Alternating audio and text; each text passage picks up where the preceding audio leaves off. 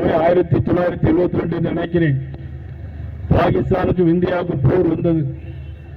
வங்காளதேசத்தை பிரித்து கொடுப்பதற்காக அன்றைக்கு போர் நடந்தது. அப்பொழுது பாகிஸ்தான் படை வீரர் ஒருவருக்கு 10 பேர் சமம் என்று எல்லா பத்திரிகையில் எழுதினார்கள். ஒரு பாகிஸ்தான் படை வீரருக்கு 10 பேர் என்று எழுதினார்கள். ஆனால் போர் முடிந்த பிறகு ஒரு இந்திய போர் படை வீரனுக்கு 10 பாகிஸ்தான்கள் சமம் என்று மாற்றி எழுதினார்கள். இது முன்பு நடந்த ஒரு சம்பவம். கார்கில் போரிலே நடந்தது. அப்பொழுது அடல் பிகாரி வாஜ்பாய் அவர்கள் அதிலே சர்ஜர் அந்த ஸ்ட்ரைக் அந்த போரை நடத்தி காட்டினார்கள். அதன் பிறகு அமெரிக்கா கண்டனம் தெரிவித்தது. அதன் பிறகு பாகிஸ்தான் என்ன சொன்னார்கள், இந்தியாவில் இன்றைக்கு சொல்ற மாதிரி ரத்த ஆறு ஓடும் என்று சொன்னார்கள். அமெரிக்கா இன்றைக்கு ஆதரவாக இருந்தது பாகிஸ்தானுக்கு. அதன் பிறகு அடல் பிகாரி வாஜ்பாய் என்ன தெரியுமா சொன்னார், என்னுடைய இந்தியாவில் பாதி இடத்தை இழந்தால் கூட உலக வரைபடத்தில் பாகிஸ்தான் என்ற இலவ வரைபடமே இருக்காது என்று சொன்னார் அடல் பிகாரி வாஜ்பாய் அவர்கள். அதன் பிறகு மாண்பு பாரத பிரதமர் நரேந்திர மோடி அவர்கள் புல்வாமா அட்டாக்கில் தாக்கினார்கள் நம்முடைய ராணுவ வீரர்களை. அதன் பிறகு என்ன நடந்தது உங்களுக்கு எல்லாம் தெரியும், சர்ஜிக்கல் ஸ்ட்ரைக்.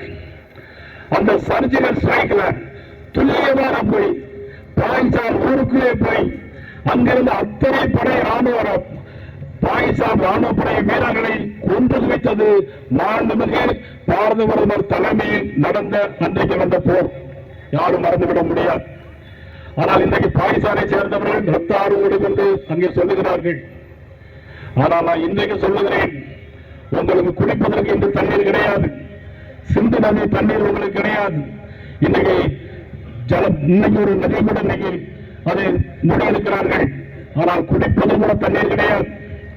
ஆனால் பாகிஸ்தானை சேர்ந்தவர்கள் என்ன தெரியுமா சொல்லுகிறார்கள், பிரதமர் நரேந்திர மோடி அவருடைய படத்தை வைத்து இவர்தான் எங்கள் நாட்டை ஆள வேண்டும் என்று சொல்கிறார்கள் பாகிஸ்தானியர்கள். பாகிஸ்தான் படைவீரர்கள் இன்னைக்கு சோர்ந்து போயிருக்கிறார்கள். என்ன நடக்கும் என்று தெரியாது என்று அஞ்சுகிறார்கள். இதற்கிடையில் இவ்வளவு பெரிய சூழ்நிலையில் இந்திய திருநாட்டில் நமது அன்புக்குரிய தமிழிசை அவர்கள் சொன்னது போல சுற்றுலா போறவர்கள் தன்னுடைய மனைவி முன்னாலே கணவன் சுட்டுக் கொல்லப்படுகிறான். ஆணைகளை அழுத்து பார்க்கிறார்கள். அவர் இந்துவா முஸ்லீமா பார்த்து இந்துவாக என்று சொன்னால் சுட்டுக் கொள்கிறார்கள். ஆனால் குறைந்தபட்ச வரிதாயும் போதும் தமிழன் என்று சொல்லடா தலைவலிருந்து வெல்லடா என்ற தமிழகத்திற்கு பெயர் பெற்ற இந்த ஊரில் குறைந்த வரிதாயமான இல்லையே. அவர்கள் சொல்லுகிறார்கள், அவர்கள் தாக்கப்படுகிறார்களே, தண்ணீர் நிறுத்துவது சரியா என்று கேள்வி கேட்கிறார்.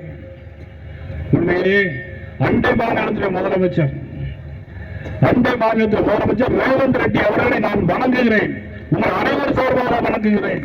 இந்த தேசம் முக்கியம், என்னுடைய நாடு முக்கியம், அப்படி கட்சி முக்கியம் என்று சொல்லக்கூடிய அளவிற்கு பாகிஸ்தானை துண்டாட வேண்டும் என்று சொல்ல மாபெரும் வீரன் ரேவந்த் ரெட்டிக்கு நான் தலை வணங்குகிறேன்.